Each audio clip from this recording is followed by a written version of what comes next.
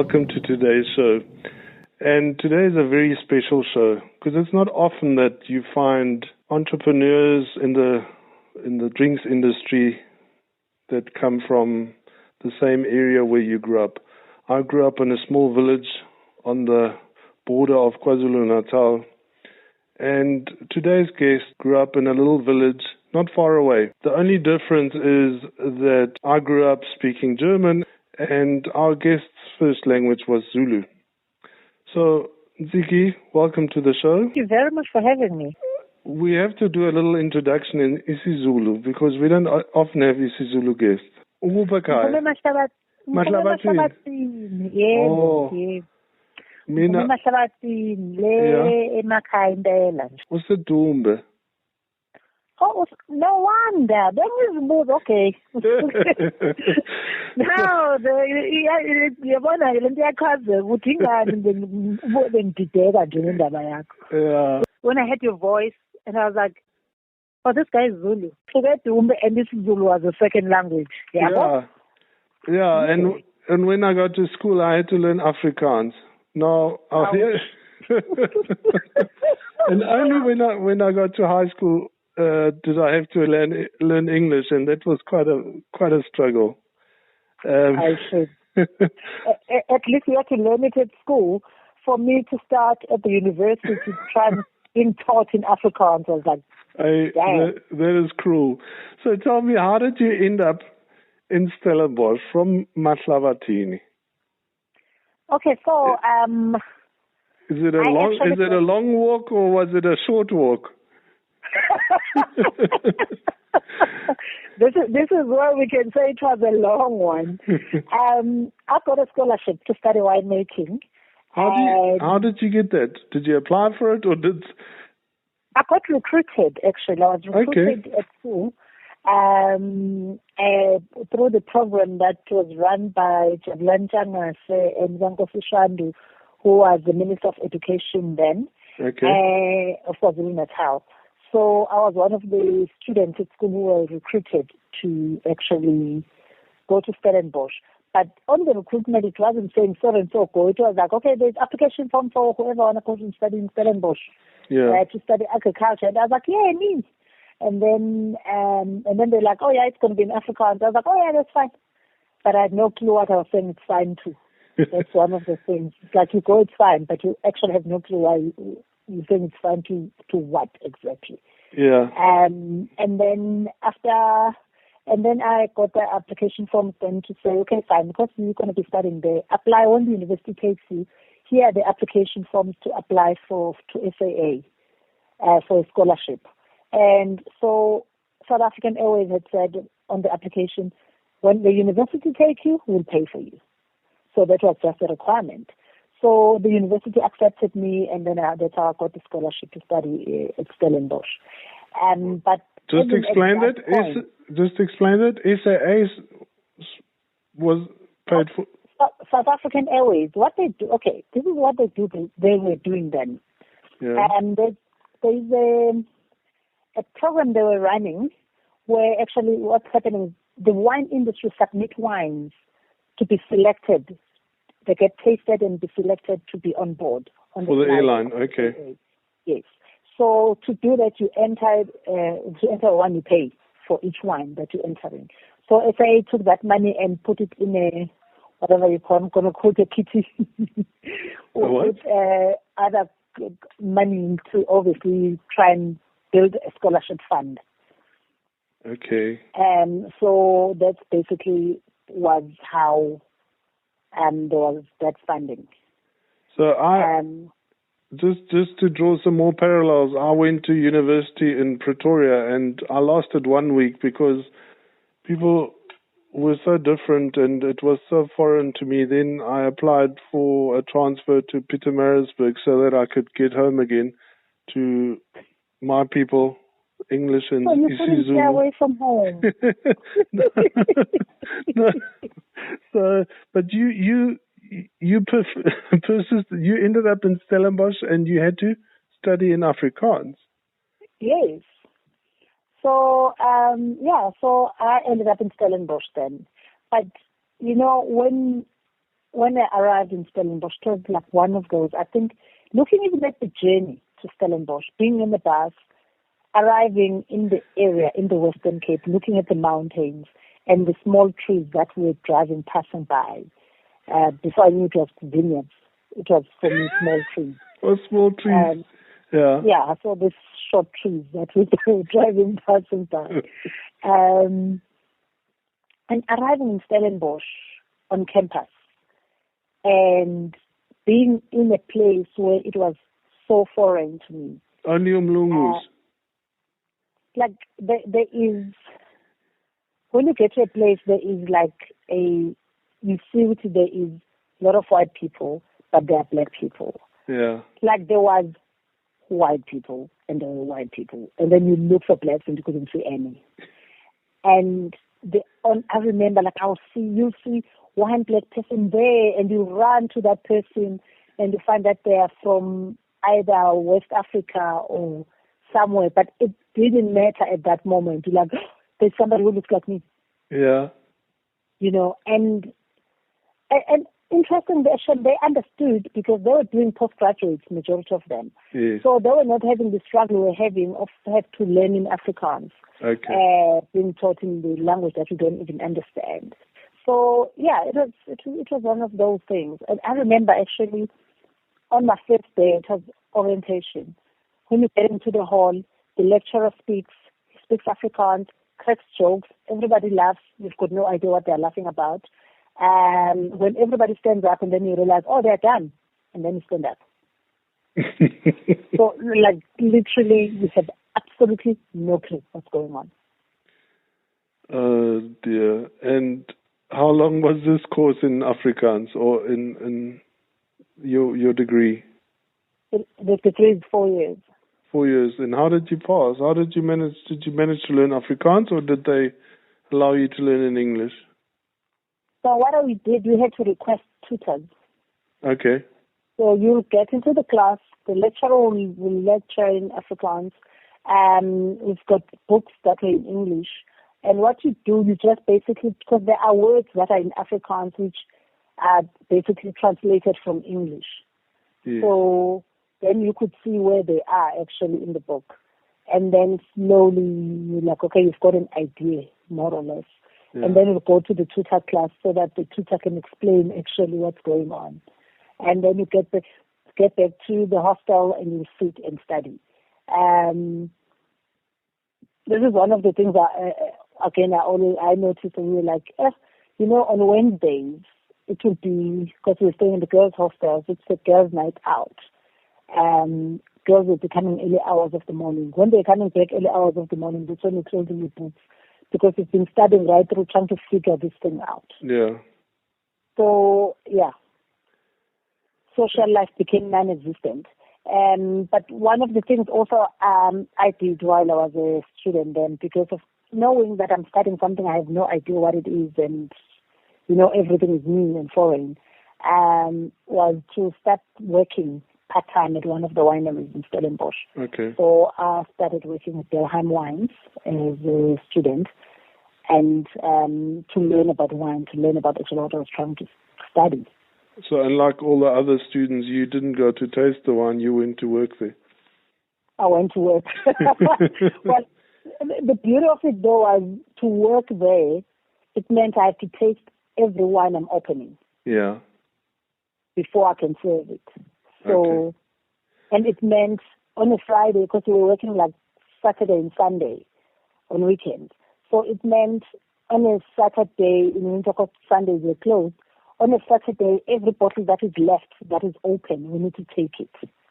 So it meant we have freebies, but free wine, Yeah. As a student, who wouldn't love to have something for free? Of course. So, yeah. But tell me about the moment when you realized what you had applied for, what course. Did you know that it was for winemaking, or was it just for anything? I knew it was agriculture, I knew it was winemaking, but I didn't know what winemaking was. Yes. And I had no idea what because wine like me, you're from KwaZulu-Natal, and I also don't know much about wine. Exactly. So And I remember when I knew that I was going to be studying wine, all I thought I was going to be studying hunters and crossbows. Exactly. So that's all I thought I was going to be studying until I was introduced to it. And I was like, oh. So for the listeners, just to clear up, if we talk about wine in KwaZulu-Natal, we mean ciders, and we mean, we've got no idea that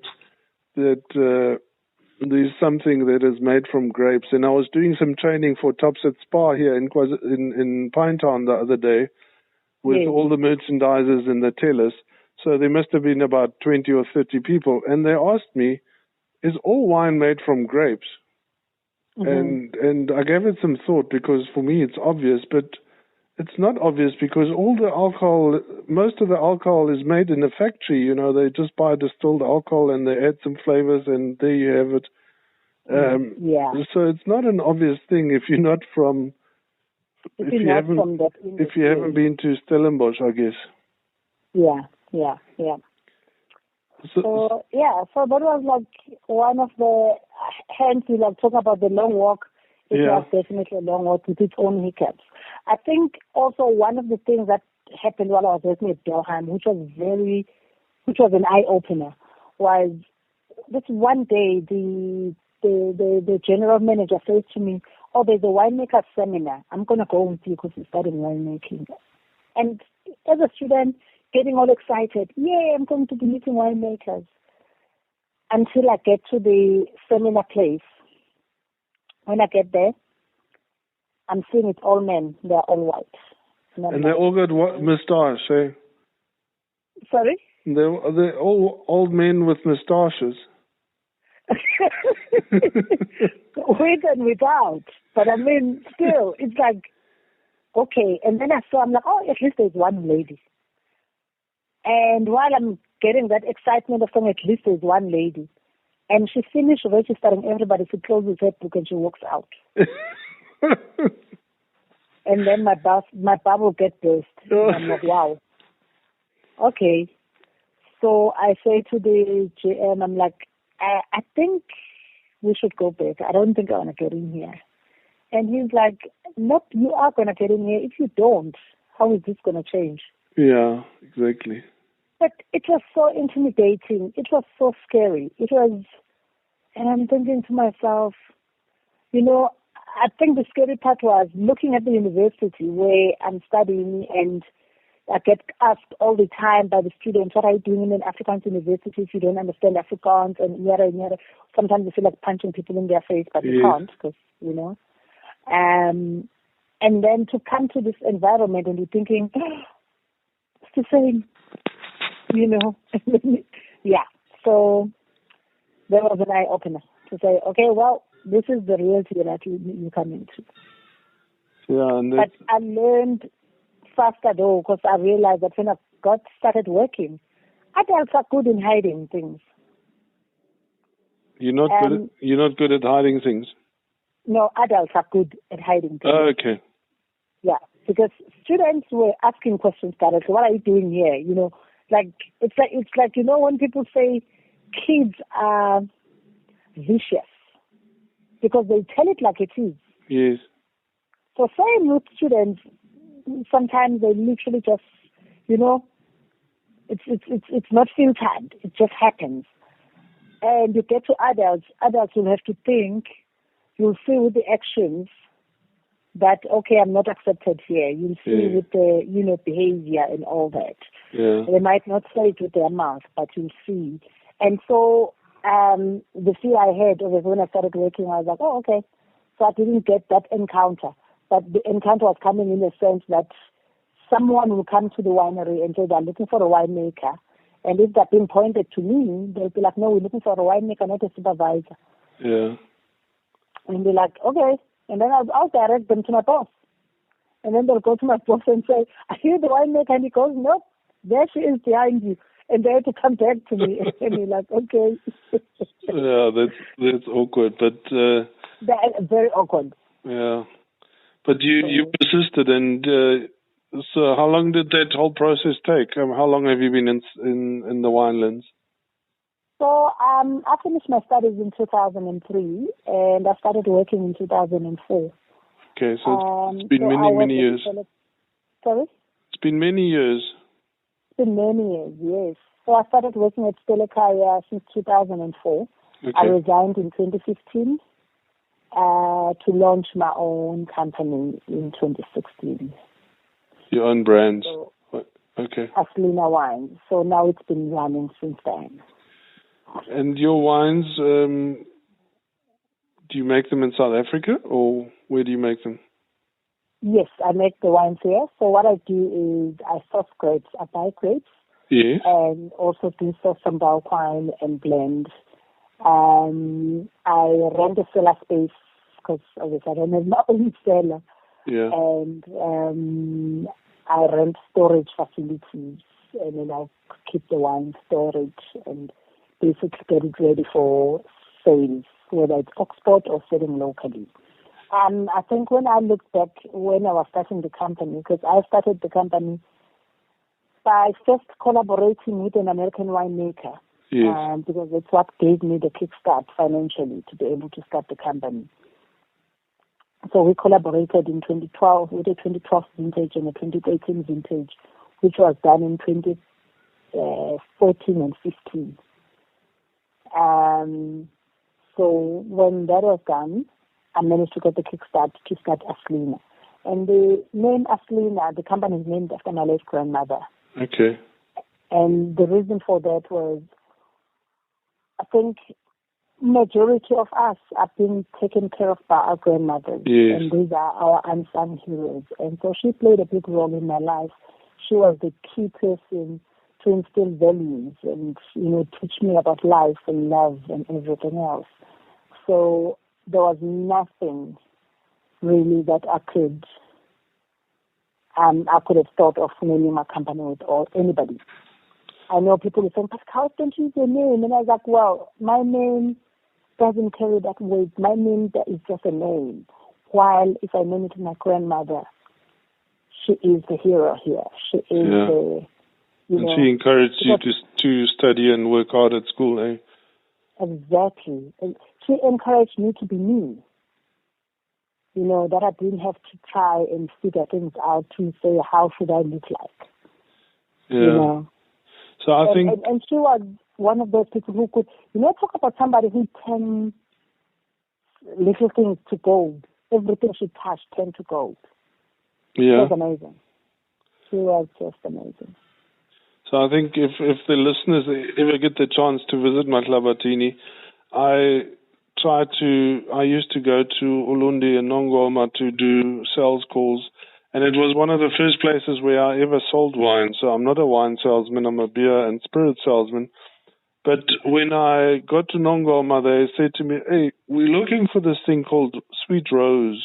I said, Sweet Rose? What is Sweet Rose? Only to discover they meant rosé. And I sell pallets and pallets of Four Cousins Sweet Rose in your district. Yes. To all the teachers from Johannesburg were requesting this, is what they told me in the holidays. And yeah, for somebody to come from such a village and make it as a winemaker is a massive achievement. Yeah, I think it's one of those. I think when I was studying, one of the things I knew and I was sure of was it was difficult, but there was no turning back. Yes. There was no other option. I didn't say, oh, I've got another option. If it doesn't work out, when there is no other option, and when you don't give yourself options, and to say to yourself, this is it, and it has to happen. I don't care how, but it has to happen. It has to work. That's basically, yeah. Yeah. That is often the best situation to be in, I guess. Not always, but hey, you make it work. Good choice, yes. So tell me, your wines now, are they mainly for export? No, we do sell locally. We are selling locally. We just started actually last year to sell locally. It's been just export. And then last year we started actually focusing on the local market so that always we can serve our people too. But the reason for starting with the export market, it's one of those when you're starting a company, starting with the lower hanging fruit. Yes. The export market was ready. The export market has tasted something I was making, so it was easy to introduce the wine to them. But how did you build up a network to get internationally? Well, I think media played a big role in that. And two, working at Silica as a winemaker, I was also doing marketing and like promoting the wine, the Silica wines all over the world. Did you have to travel for them?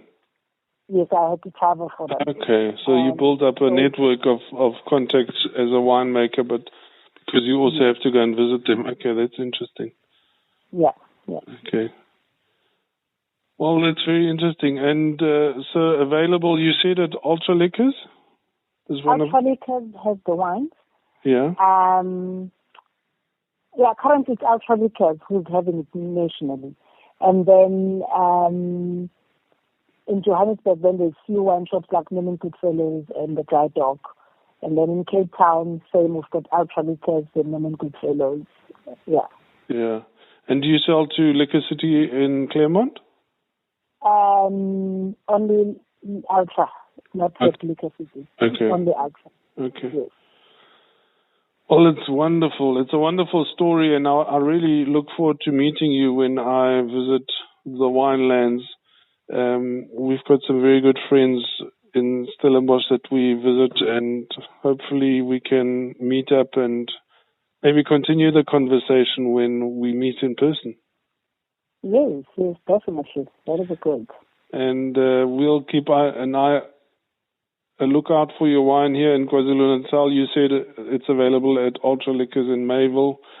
So I'll go and have a look and see if I find it. I will post a picture on Facebook for you. Okay, thank you very much, I look forward to meeting you soon.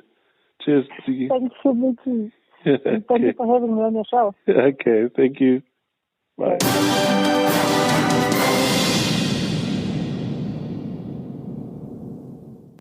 What a long walk. Unbelievable.